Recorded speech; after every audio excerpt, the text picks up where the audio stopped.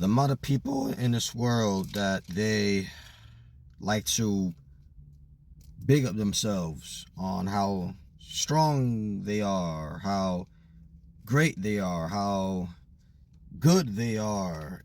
We like to have this huge estimation of ourselves, rather than having a humble estimation of ourselves.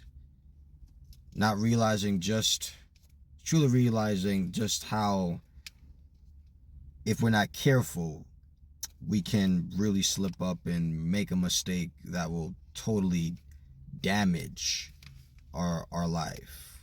We tend to put ourselves on these very high pedestals, and then we get ourselves in trouble.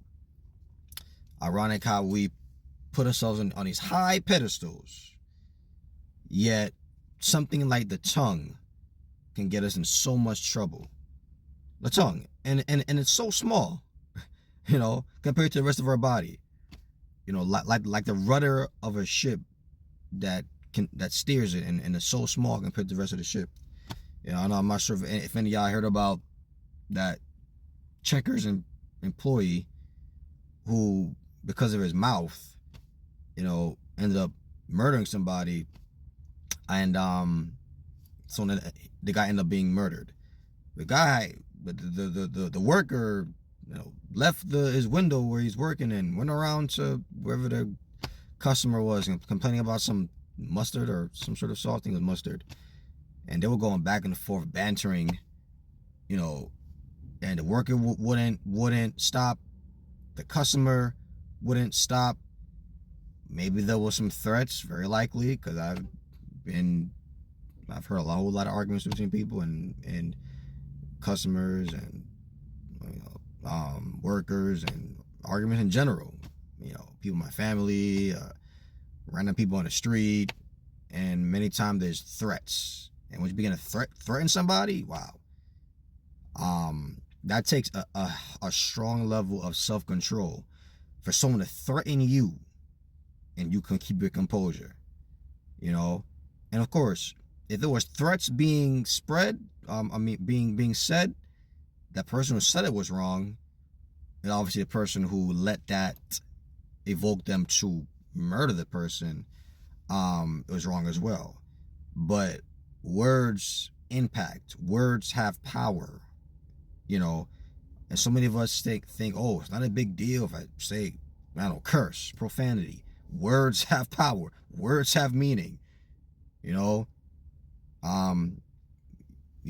People always say, I want someone to respect me, whether your friend, someone you're married to, you want respect. Words have meaning. Words matter. They do.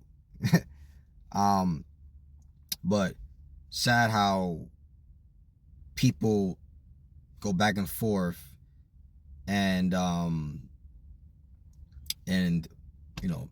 many people don't take it to the point of murder, but a lot of people, it still bothers them. It stews in their soul when somebody says something really bad about them. And me being Christian, I have allowed God to help me to not let what somebody said about me to bother me and plague me and bog me down. That what God has to say about me is way more important than what a person has to say about me. That's obviously a lie. But I love what the Bible says about the power of words and the tongue. Psalm 141 verse 3: set a watch, O Lord, before my mouth. Keep the door of my lips. My mouth, my lips. There is ownership of what I am saying. I love this. David set a watch. For those who are into, who are into military stuff and security, and people who are in those career fields, and people who have played video games that have to do with surveillance and protecting. And there's something about protection over something that's valuable. Protection over what is valuable. Protection over a facility that has valuable things inside. Your soul is precious. Your feelings are precious. Your mind is precious. And the door, your lips are like a door. And if you open the door of your lips, that will allow something to have access to you, to your soul. If you open up your lips and say certain things can come in, whether it's good or it's evil, right? Like if you protect or you guard a facility from certain people can come in and certain people cannot come in, because certain people will affect the inside, will affect what's going on in the inside of that facility. So you must guard that door of the particular facility, for those who do security and people who will monitor and protect particular places, right? You guard what's coming in, because you know that whatever comes in can impact what goes on inside, can impact the safety of the people that's inside. Yeah, so many of us just blabber at the mouth, blabber, and that employee kept saying things over and over again, and the other person said things over and over again, right? And that allowed animosity to come in, hatred to come in, unforgiveness to come in, right? Because they were not careful of what they said, which impacted their inside, their soul, their feelings, their emotions, right? So to watch, keep the door of my lips. And of course, we cannot control what other people say. We cannot control what other people say. We can ultimately only control what we say. But we can, in a way, change the trajectory of what a person has to say based on what we say or don't say. Yeah, there are times people will say things regardless, but many times, if we just tailor our words properly, change our vocabulary, just be quiet, alter our tone of voice, often the other person that was probably saying some mean things will alternate and say something different.